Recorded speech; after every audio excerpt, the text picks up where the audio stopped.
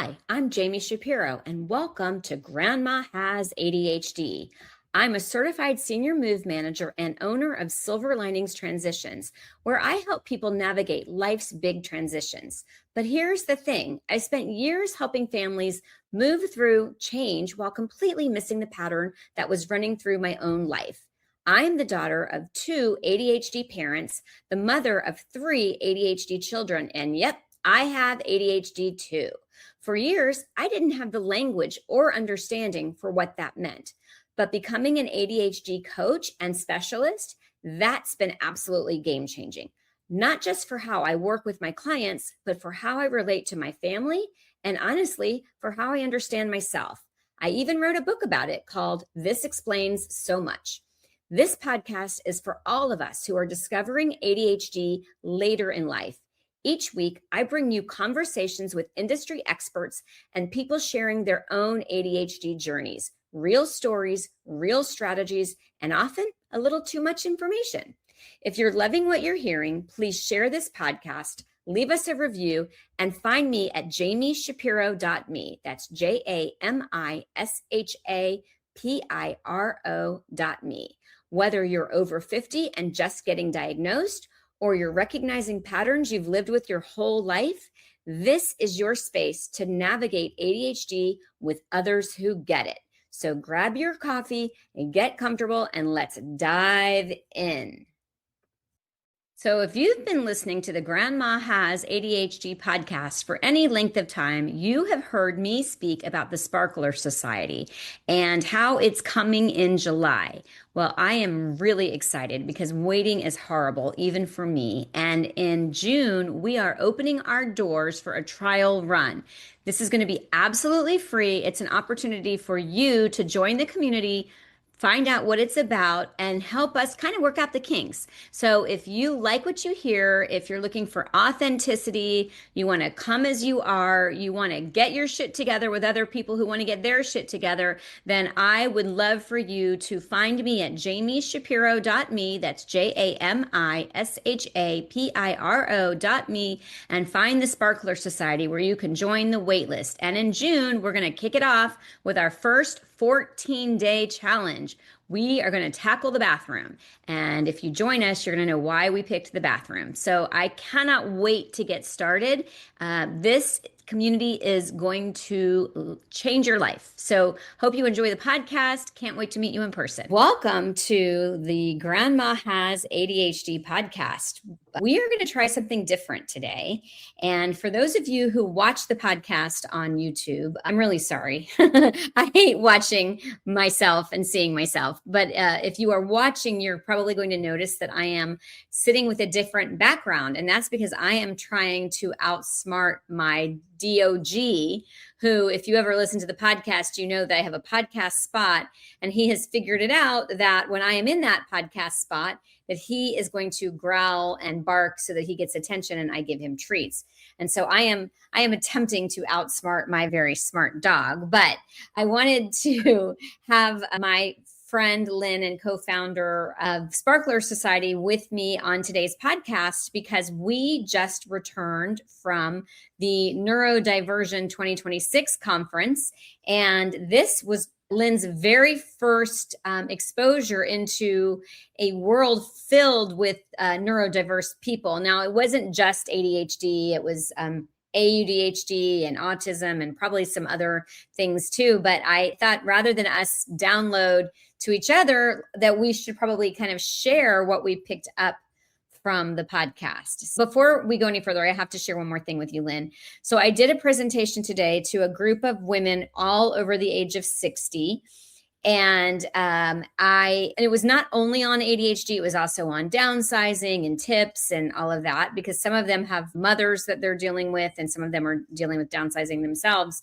But as I was giving all of the information about ADHD, the heads were nodding, and you could just see the spark in their eyes when they're like, wait a minute. So I just wanted to share that with you. Yeah. Well, I mean, you're educating the world. You educated me. I mean, you educated me and you brought me to this conference. And it really was the first time that I guess I'd say I admitted it among a group. that I had ADHD besides you and maybe some podcasts and everybody around me who knows and also has it. But it's the first time that I like really went forward to a conference to learn, not just from you, but learn and be around other people who I do not know, but I know I have this in common with them. So the takeaways are so many that I'm glad that I took some notes, and I have, I'm glad that I went. I can tell you, just getting ready to go is all I could think to myself is these are going to be the funnest people I've ever met. Mhm. And it did not disappoint. We met plenty of fun people, plenty of fun people. I think I just naturally gravitated to some of the fun people that were my age, which I was very happy to see there. Although I know it's just a fraction of what is actually out there, but there were some, I want to say, older ladies who are feeling like we still have a long way. We're only halfway through our lives. We've got a long way to go. We have a Well, long and really, when you think about our contribution and how much energy a lot of us have, we have a lot more to contribute. So I agree with you. One of the funniest things is we went to dinner with two other people who also had ADHD, and we were in the lift with the driver, and the four of us do not stop talking. We're all talking to him, and one of them was Anita Robertson, who's been on the podcast before, and she's a therapist. And I looked at him and I said, I just want to let you know you're dealing with four women with ADHD, just so you're questioning why there's like so much going on. And she patted me on the back and she's like, I just thought that was very good communication of you to like let him know sort of what he was involved with. I thought that. I don't know if you remember that. Yeah, well, I mean, any Uber driver that I've ever gotten in the car with, I feel like I should hand them a little card that says, by the way, you're going to know everything about me after this 20-minute ride, and it's going to be hilarious, and you're welcome. And so I should walk around with one of those cards. And there's many Uber drivers that have heard the story about my children and my fun different type of parenting. So I definitely shared that with that Uber driver, several other Uber drivers too. So I'm pretty sure the next people that they picked up, if they were from the same conference, uh, he had a similar experience. So Yeah. One of the other things that I loved is that when they began the conference, they had all of these like statements at the beginning, like on flashing on the screen, like relatable, like you started a project and did it for 11 days and then you lost interest. And it was just like little, you overshared, or, just to be in a room full of people who can just relate to. I hate the word too much because that's got a negative connotation, but the people who have been told their whole lives they're, too much, or to tone it down. So I love being in a space with people where I just can be exactly who I am.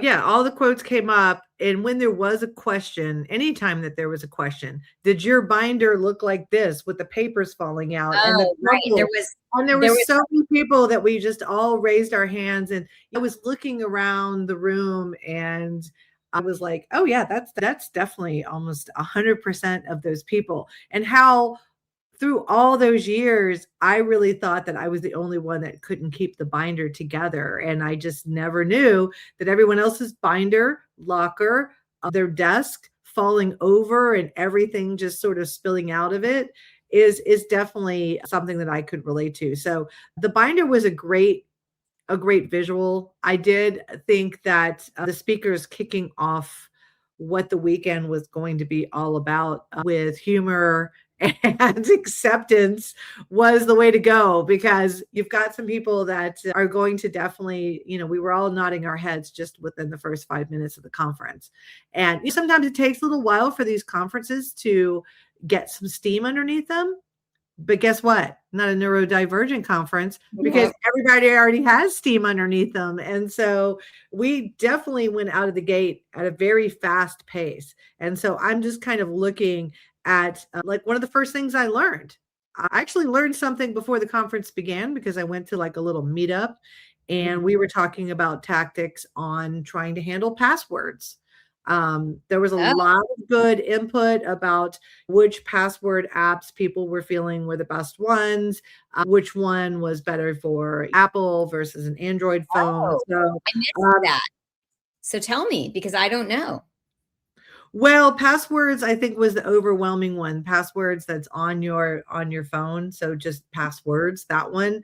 Mhm. Not putting it inside of a Google browser. A lot of people said I put it inside of a Google browser, but then that didn't work for everything. So now I've got passwords in two places. So just knowing that I'm not the only one that has my passwords sort of scattered, and I put a to do for myself that this is something that I'm going to simplify in my life, and so I left with kind of that to do. Okay, Here's wait. Before you go, you yeah. need to put that one into the Sparkler Society. That definitely needs to be one of those tasks that we all take on together. Because I use LastPass, which is decent, but I have, anyway, I don't want to get into my password thing. I don't want to interrupt you, but please make a note of that. Yeah. Yeah. So that was one of them, both for myself. As we're talking about the Sparkler Society, I want to definitely test it out, make sure it works. And I'm very good at coaching someone through it so they're not alone, as opposed to just getting on a call and all of us are fumbling around. I want to be able to be on there and say, click, you have 3 more clicks left to go. So I love it. let's stay 3 more clicks. The How next, lucky, how lucky am I that I get to be a sparkler with your technology help? Even it was so funny. It was another point where every time there was a technology issue, because we all wore different color headsets based on which presentation we were going to hear. So it's sort of like doing a silent disco, which I'm going to leave my comment about putting headsets on when you already have sensitivity, but to be able to hand you the headset and get you to get it to the right color and show me how to work the volume, I was like, oh, I should have a Lynn next to me all the time. yeah, and then of course I was hoping at the very, very end we were truly going to do a silent disco, but I don't think that happened. But that was a good way to handle the venue, which was a warehouse. So yeah, open warehouse format. There's only so many walls and soundproofing you can build. So I think they had to go with colored headsets given the venue, but that was a good way to solve it, I thought. The one that I'm going through it in the order of the conference, but one of the ones that I thought was really interesting, and I actually said this to myself today. I did. I said this to myself today because I had some Goodwill items that I wanted to give away because I am actively trying to declutter and make my world simpler. So the one thing I said today is I was going to be speaking with your employee at 3:45, and I had 20 minutes that I could have driven to Goodwill, which would have made me late to Mm, meet your employee. And so I said, nope, I do not have the time to start another task. I am just going to be there for Jami's employees so that I am not late and disrespectful in any way, and we can work on that. And so it was that little 10-minute window where I'm like, surely, okay, this is the funny part. Surely I can get my Goodwill items in a car. I can drive in traffic that I can't control to a Goodwill, waiting for someone to come out to take my box, which again is something I can't control. And I thought I could do all of that in 15 minutes and make it back in time to pick up a call. No, no, no, I can't. yeah, I mean, I it's too many things. Yeah, too many things. well, that was a really good point that she made. She said, how many of you suffer from just one more thing? And then she said, it's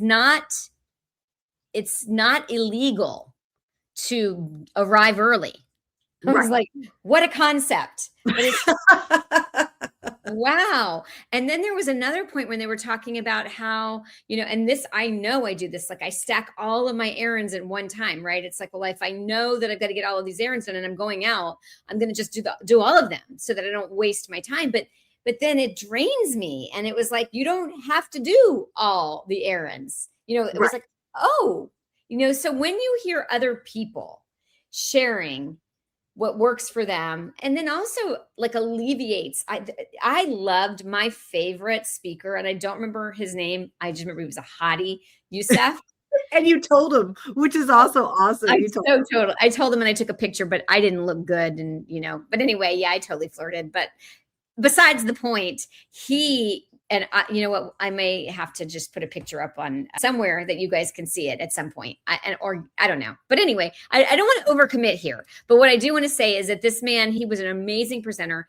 And he starts off showing you pictures of him skydiving, right? And jumping out of planes and rolling. And then he's scuba diving and you can see fish biting out of his cheeks, literally. And then he says, do you want to know the scariest thing I've ever done? And then it's a picture of a desk and it just says, had to sit still.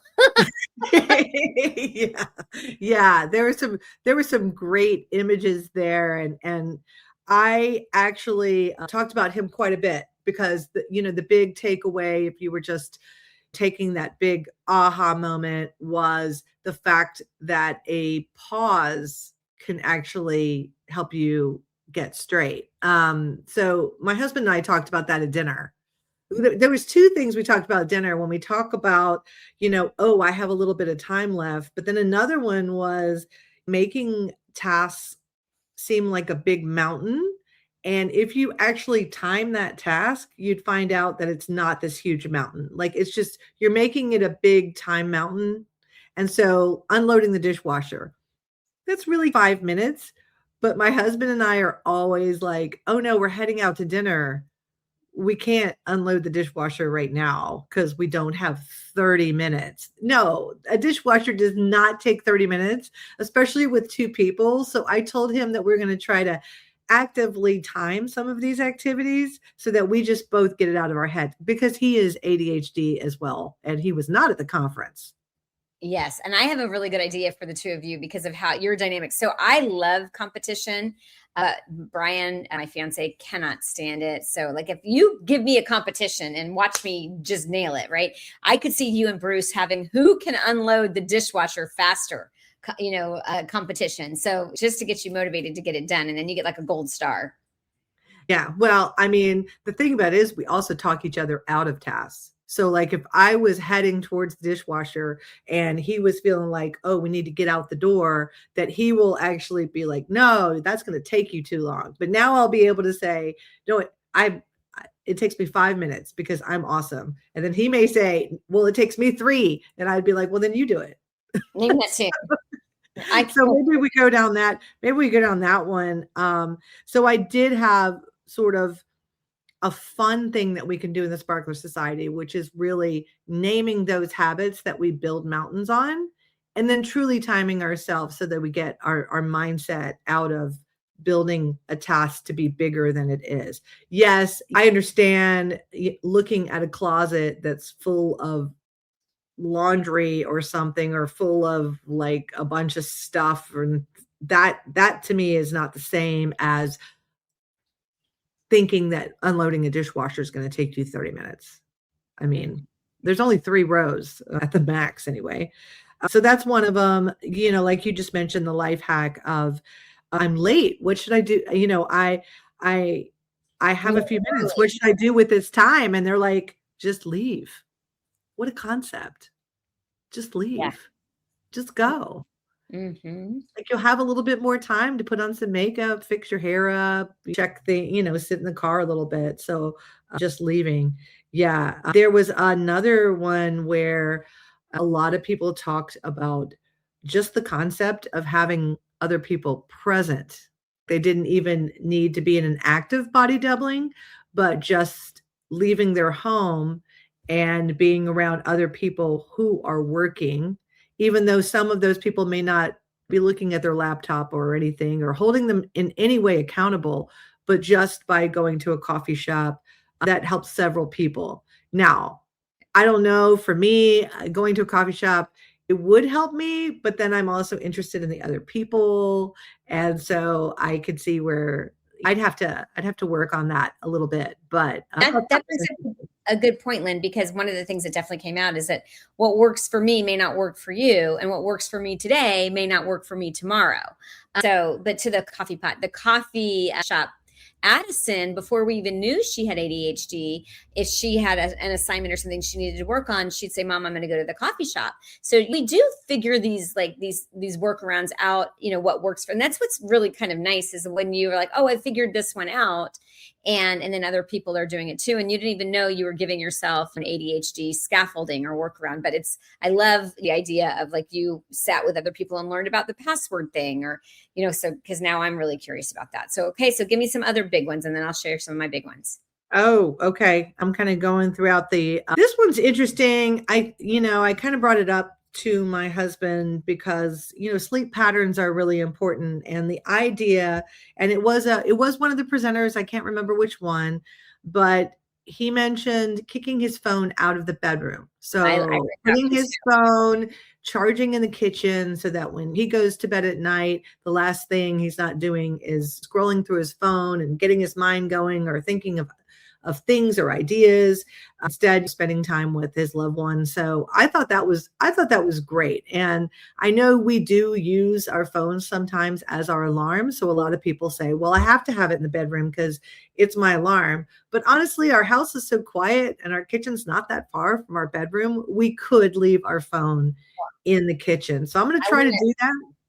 I want to bring up another one for you. Like when we were growing up, we didn't have phones. And so you actually got an alarm clock and you could set it to the radio and you could wake up to music or the rah, rah, rah, which I don't recommend. But yeah, he said that his mental health had improved so much. So here's a question. Have you already moved the phone out of the room?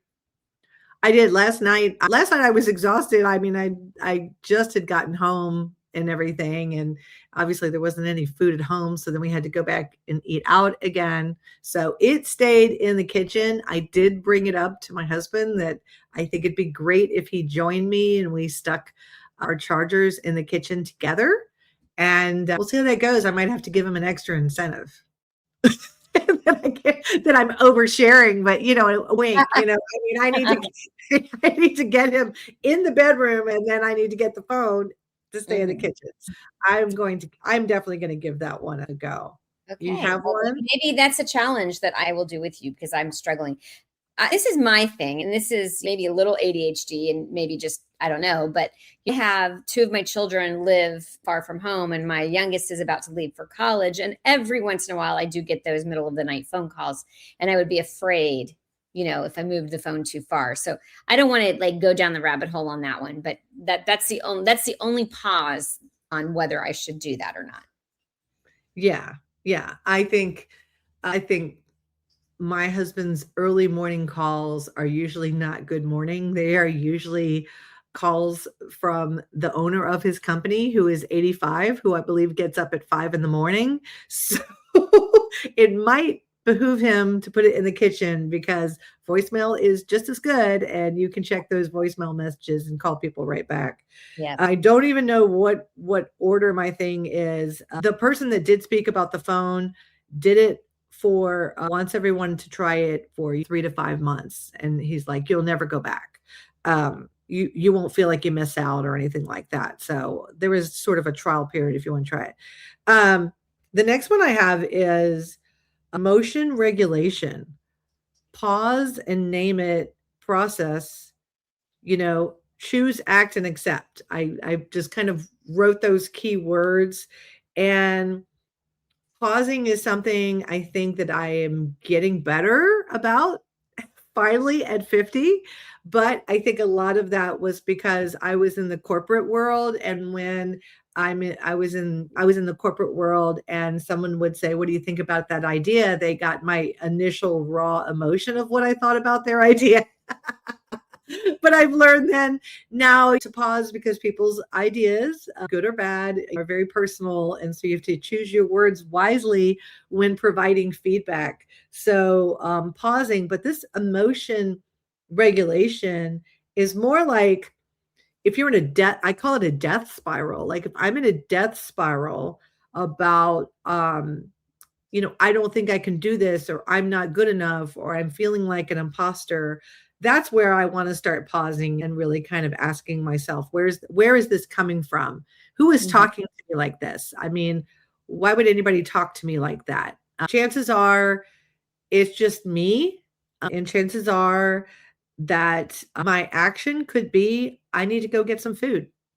My action could be, I need to go for a walk because while I'm walking and I have my dog with me, I can't give the death spiral a chance to continue. Right. So that was kind of mine. Yeah, that brings up one of the things that I wrote down was move a thought, move a muscle. So like when you're going through those negative thoughts, get up and move. And if you can, get outside, change where you are. Breathing is really important. Regulating ourselves by, box breathing or breathing in and a slower exhale, hold count. So yeah. So I got distracted by two things. And so since I got distracted, this is going to be the best time to take a pause. Okay. Because because first of all, for all of you who are listening to this podcast, thank you. And how it grows is by you liking it and sharing it. And we are at the point with the podcast where it's all organic. So everybody that finds this podcast is because a friend told them about it, or they met me, or they met Lynn. And there is a whole game to this podcast. And I am not going to be able to get the message out unless I either pay for it, which I don't want to do because this is not making money. This is just me giving you the information to make your life better because I was put on earth to make your life better. And it also is a vehicle that I can insert a couple commercials. One is about silver linings transitions so that if you are in the San Diego area and you need help decluttering or move management services, then we are here. But I also am a coach. You can find me at jamishapiro.me, JamiShapiro.me. And then Lynn and I together are starting the Sparkler Society, which you have heard us talk about throughout. And it's really a community to support those of us who are discovering ADHD, to build the scaffolding, to know that you are enough, to meet other people who get you. One of the things I loved about how they defined the conference was that it was the difference between being stared at versus being seen. And I thought that was like such a good way. Like for so many of us, we've struggled with, oh, what's she doing now? Or look at her, or like trying to cower and hold it in so that we didn't get noticed. And there's a difference between that and then just being able to be exactly who you are, being accepted for it, and having people get you. So we're going to take a pause and then I will come right back. I used to dread visiting my mother. Because of the clutter, the piles, the chaos, we all experience clutter differently. For me, it was a source of anxiety and stress. I'd try to help and she'd get defensive. We were both frustrated and it was destroying our relationship. Then we discovered something that changed everything. My mother had ADHD and she'd been living with it undiagnosed for over 76 years. Suddenly, it all made sense. The clutter wasn't laziness. The disorganization wasn't a choice. Her brain was wired differently, and no amount of willpower or traditional organizing advice was ever going to work. That discovery became my life's work. It's why I started the Grandma Has ADHD podcast. It's why I became an ADHD coach and specialist. And it's why I am so passionate about helping women like my mother and maybe like you. Because here's what I know. Clutter affects us emotionally and physically. It damages relationships, it creates shame spirals, and the overwhelm of not knowing where to start keeps you frozen. But it's okay to ask for help. In fact, it's brave. If you're in the San Diego or Coachella Valley area, my team at Silver Linings Transitions can come to your home. We'll help you tackle the clutter with compassion, not judgment. I also work with women virtually through one-on-one ADHD coaching. And if you are overwhelmed with clutter, I can connect you with trusted resources in your area. Visit jamishapiro.me to get started or grab my book, This Explains So Much, on Amazon. My mother and I got our relationship back. You can get your peace back too. That's JAMISHAPIRO.me. Moving can feel overwhelming, whether you're downsizing, relocating, or helping a loved one transition. There are so many decisions to make, details to handle, and emotions to navigate. At Silver Linings Transitions, we believe every move should be magical, not stressful. We're more than movers. We expertly guide you through the entire process and do our best to alleviate your concerns. From the moment we meet, you'll feel comfortable because we will listen to your needs and wants and work together to create a personalized plan that honors your memories and your cherished belongings while helping you embrace your next chapter. We visit your new space and create a detailed floor plan, ensuring your furniture and treasured belongings will fit safely. We handle the logistics so you don't need to worry about anything, from sorting and packing to coordinating the sale and donation of unwanted items. Our professional team uses efficient, eco-friendly bins and handles every detail with care. We coordinate with our vetted moving partners, oversee the logistics, and ensure nothing is left behind, even packing your refrigerator items. Here's where the magic happens. We don't just unpack, we recreate the feeling of home. Using photos from your previous space, we thoughtfully arrange your furniture, hang your pictures, and set up your kitchen and bathroom so everything feels familiar from day one. When you walk into your new space, it's not just moved in, it's home. Your coffee pot is ready, your favorite photos are perfectly placed, your bed is made, and your new chapter begins with comfort and joy instead of chaos. This is how Silver Linings Transitions makes moves magical. We handle the emotional lifting and the logistics so you can focus on what matters most, settling into your new home. Because every move deserves a silver lining.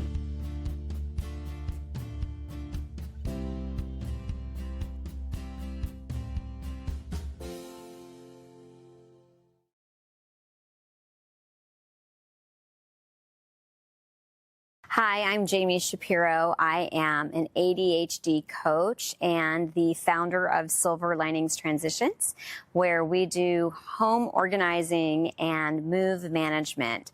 And, you know, I did not know that I had ADHD for years. And I remember personally hiring an organizing company to come in and help me because I could just never get it together.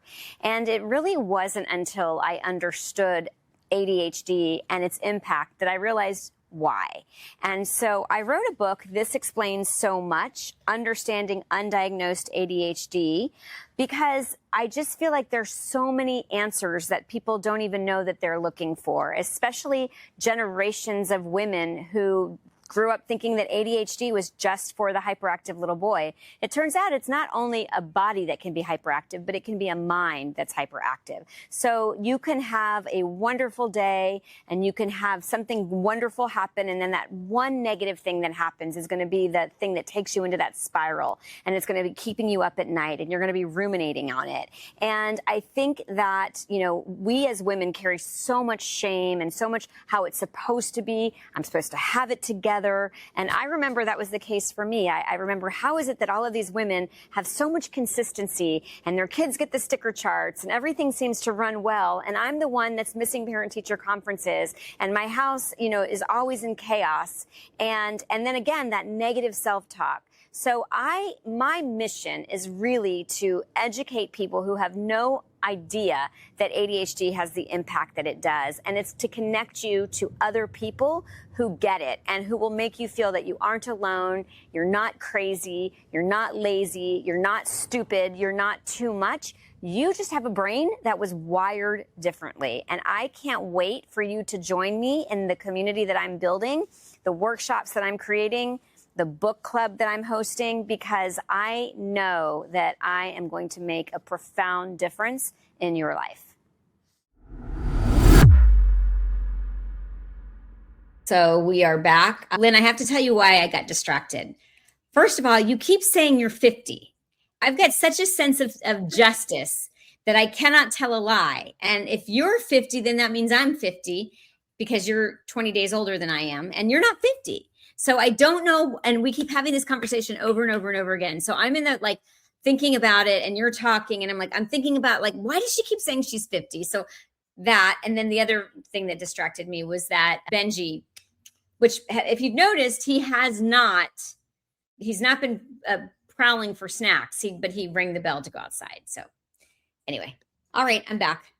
Yeah. So, hey, it's fine if you want to correct me that I'm 56, but mentally, I still sometimes forget I still sometimes forget I'm not 25. I mean, I'm still getting my life together, and so I tend to round down. I am 56, which is obviously closer to 60, but I say 50s. I don't know. I think when you say 56, it's like you're so exacting. Whereas, when I'm talking to somebody and I don't really know. I'm in my 50s. I won't correct that. But yeah. having had cancer, the one thing that you want when you're 34 and facing a cancer diagnosis is to be older. Yeah. And I want to be, I'm telling you, people are looking so good these days in their 50s and their 60s. And we were on a tour with some ladies that were friends for 45 years and they were in their 70s. And man, did they look good. So when I am talking to somebody, and I did find what I'd like to say, my 50s people at this conference. Yes, there were a lot of 20 somethings and 30 somethings. And I love being with 20 somethings and 30 somethings because I do feel like I can still hang with them. And of course, my child was in Austin and I enjoyed hanging with him and his girlfriend. But when I see and I want to say an ADHD 50. Yeah. I swear they look younger. And I don't want to put my 56 out there when I may be talking to somebody who's 40. I don't know. I don't want to be eliminated from the fun when I say 56. I will agree with you on this. I heard it somewhere and I can't find the evidence, but I heard that people who have ADHD look like they just appear to be younger, and it could be their energy is higher or whatever it is. And then somebody like downed to me and said, well, that's because our prefrontal cortex develops 3 years later and blah, blah, blah. I'm like, no. That is not what I'm talking about. Like there's an energy. But anyway, let's go back to, because there's so much that we learned and I want to make sure that we're giving at least the highlight reel to everyone listening to the podcast. So you wanted to talk about emotional regulation. Yeah, this one was an interesting tactic that I hadn't thought about. Saying things out loud. So, when you're in your head and you can be really kind of mean, what if you said those things out loud? And then you would realize, oh, that is just not right. They were talking about, in the moments when you obviously are, alone or with someone that you trust, that you say, I'm saying this to myself. I'm saying this thing to myself. And clearly anyone who cares for you would be like, that is just in no way true. That is a story you're telling yourself. And later on that yesterday, I did have dinner with my son who does have ADHD and he's 24 years old. And he said, well, what did you learn for the conference? And I talked about this one, like saying it out loud. And he's like, well, everybody thinks that I'm not mean to myself. He's like, but if I said everything out loud that sometimes I say to myself, he's like, I'm actually quite mean to myself. And that broke my little heart. And I was like, well, this is one way that you can do that. The other thing is he's very active in jiu-jitsu. I'm like, you're probably not saying those things when you're doing jiu-jitsu. He's like, no, I have no time to think those things. Mm-hmm. So I was like, well, again, get moving. Say those things out loud or write them down, because when you look at them, you'll realize how truly ridiculous they are. The other one was, there were some other coping skills of putting Post-its somewhere, kind of reminding yourself to be kind to yourself. I know that's weird, but if every day you woke up, you sort of gave yourself a compliment so that you could fight that weird demon that might come into your day somewhere around 10 or 11 o'clock. If your demon arrives around 10 or 11 o'clock, you might want to post it. Or I've learned some more tricks, and I hope we get to talk about my tech tricks I learned.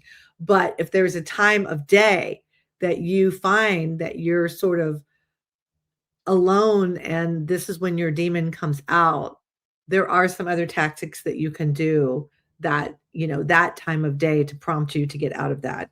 And then the last one was scheduling emotional check-ins with yourself. I thought that was an interesting, like, let me just check in and see where I am today. Mhm. And then am I able to kind of get out of that death spiral today? Or, is a large part of my day going to be one of those days where I'm like high on my hyper focus?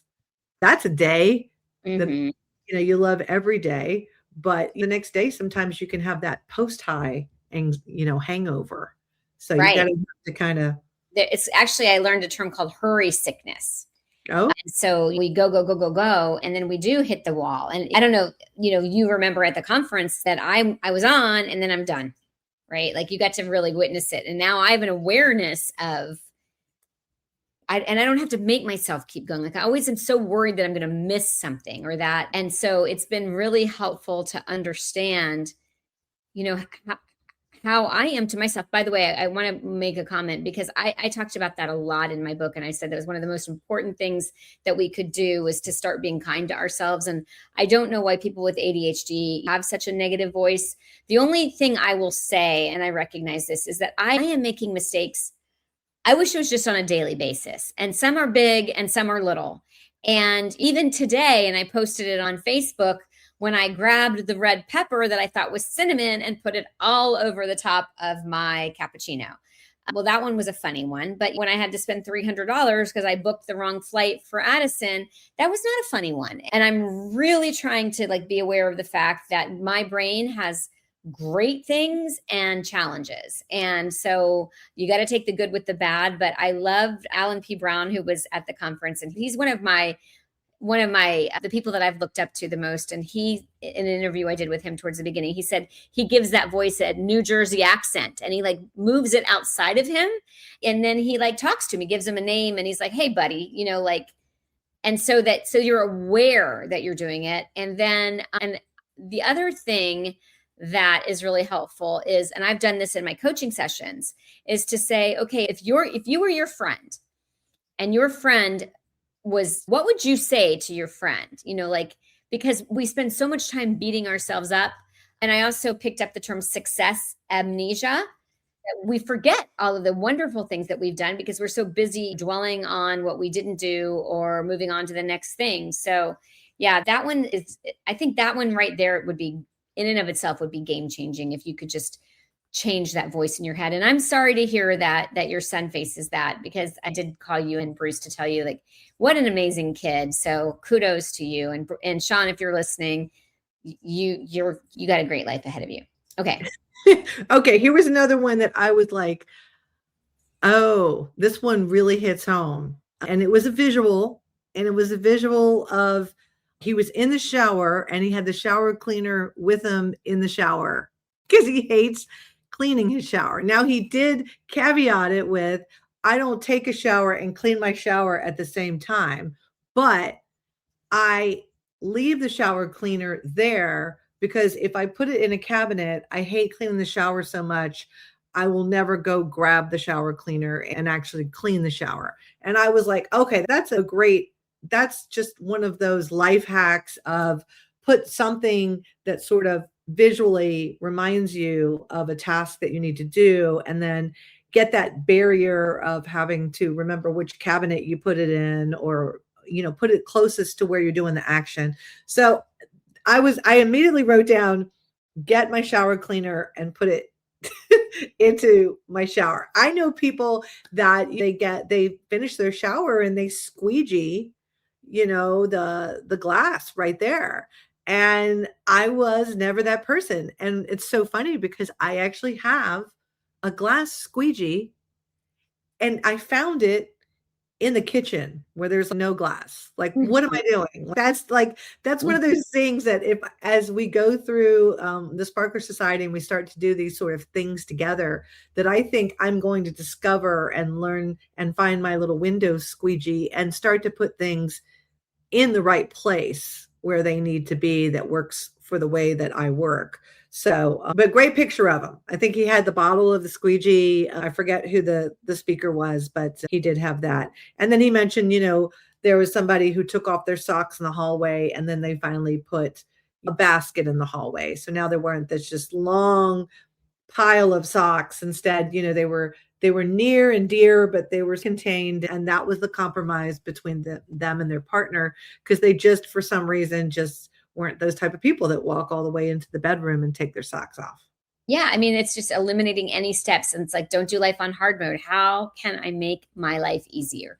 What can I eliminate to just another bit? Yeah, I loved it. I loved it. One of the things that I really liked was the idea of like kind of observing ourselves like as a science experiment and figuring out, where are we meeting with resistance? Where are things hard? Where are we struggling with energy to do something? And then taking that in as like an observation. Okay, so maybe I'm going to do a workaround for that. And I think there were a lot of good sessions, but there was one that I wrote down about, especially for people who struggle with perfectionism.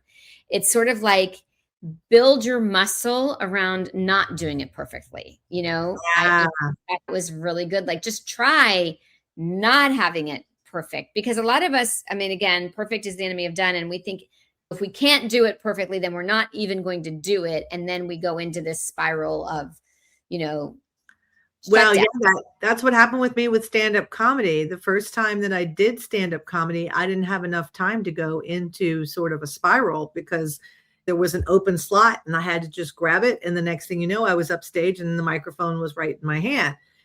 But then I went to an open mic with a friend of mine, and I went up, did a very similar set, and I didn't feel like it was as good. And the next time they asked me, I was starting to go in that, oh, maybe I'm not good at this all the time, but it is something that I enjoy doing. And I just completely stopped going. I did get a text from him again today to be like, there's an open mic 2 weeks from now. So I love the persistence of my friend who is like, I don't want you to give up, but I do have a little bit like, ooh, if I can't be perfect at stand up, I don't know that I can do it, or I have the energy to lift myself up if people don't laugh. The other one I thought was really interesting when you talk about perfectionism is when you hit the wall and you're feeling like there's too many things that you need to do, to ask AI what the next smallest step is. I thought that was kind of interesting. I mean, kind of lean it over to something else to say, you take this small action, just one small action can get the motor running again. So, I want to paint the house. What's one small action you could do? Maybe you could just cut one bush. You don't have to cut all the bushes and pressure wash the house and then get the paint and then all the things. You just cut the bush back today.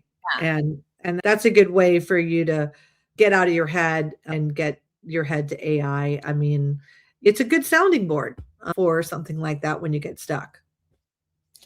Yeah, for sure. I mean, that was a big thing that I learned, not just at this conference, but we don't like a lot of the open to-dos. And so if you give yourself the little to-dos and you can check them off, when we carry them, they feel heavy. But I love to just write something down and check it off. And so to your point, break it down into little tasks. I want to kind of wrap up this, and I think we're probably going to have to do a two-parter because there's no way we can get into technology today. Oh, no. No, we're already at 41 minutes, Lynn. Okay. That's going to have to be, and I think that's going to be, a couple of episodes in and of themselves. But there were a few things that I wanted to highlight that I learned that I really appreciated. And one was, I talk about future Jami, and I talk about setting future Jami up for success. And even today, I had to book a hotel for a conference, and old me would book it, and then I would forget about it. And then right before the conference, I would go scrambling, try to figure out what was the hotel, when had I booked it, what was it, and sometimes, and I learned this one the hard way, realizing that I hadn't booked the hotel. So today I stopped in between going to the next thing, put all the details into my calendar, the confirmation number, the dates, the address, the phone number. And one of the things that came up is that, and this makes so much sense, that we don't think of our future selves as us. We think of them as a stranger. And we need to just really recognize that because we're so now and not now, that future self is me and I'm taking care of me.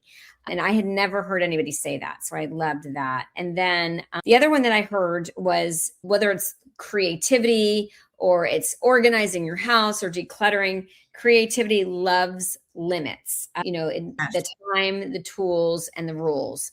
And I liked the example that Dana K. White used of a slob comes clean, where she said everything is a container. And so if I know that this is the container that I have for crayons, if it doesn't fit into this container, then the rule is it's gone, right? So that was a good example of time, tools, and rules.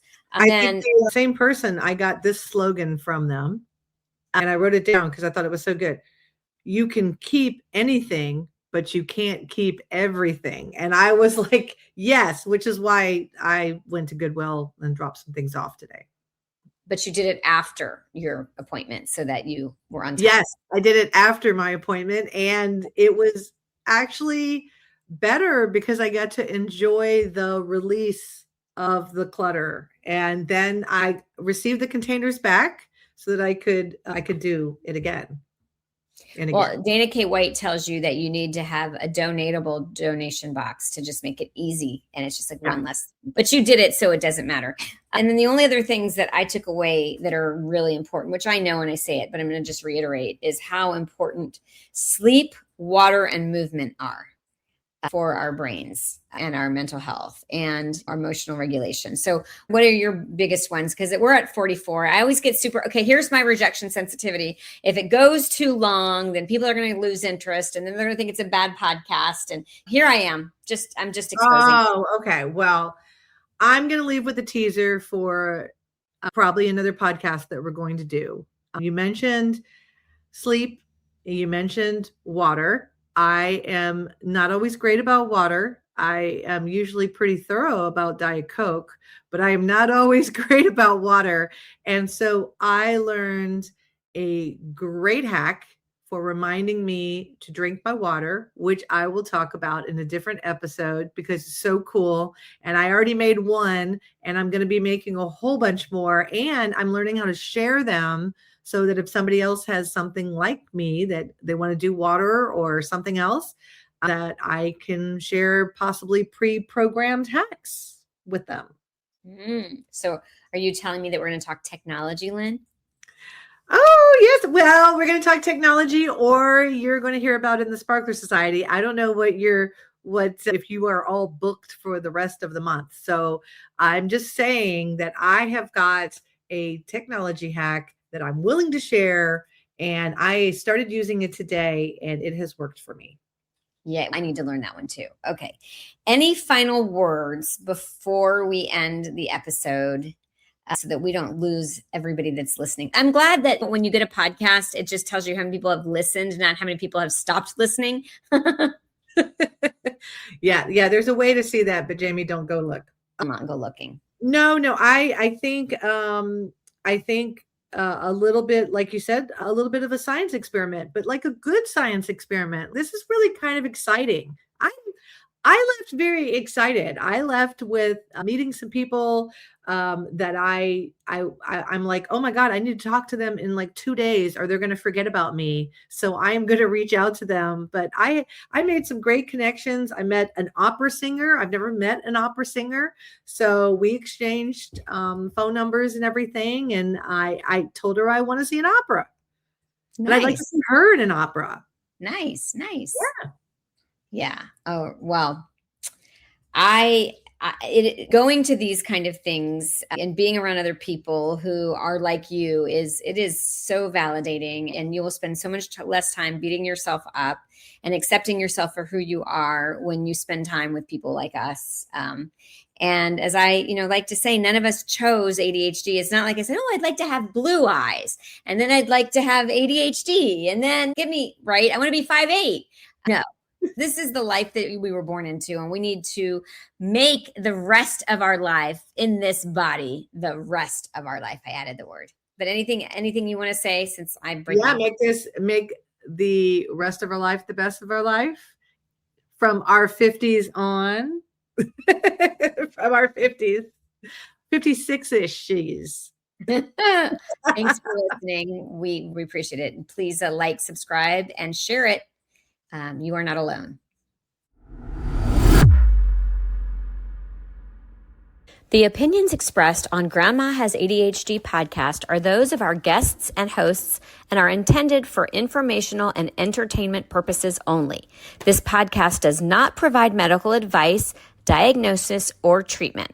The content discussed in this episode is not a substitute for professional medical advice, diagnosis, or treatment. Always seek the advice of your physician, mental health professional, or other qualified health provider with any questions you may have regarding a medical condition or mental health concern. Never disregard professional medical advice or delay in seeking it because of something you have heard on this podcast. If you think you may have a medical emergency, call your doctor or emergency services immediately. The host, guests, and producers of Grandma Has ADHD do not assume any liability for the content of this podcast. Listen at your own discretion.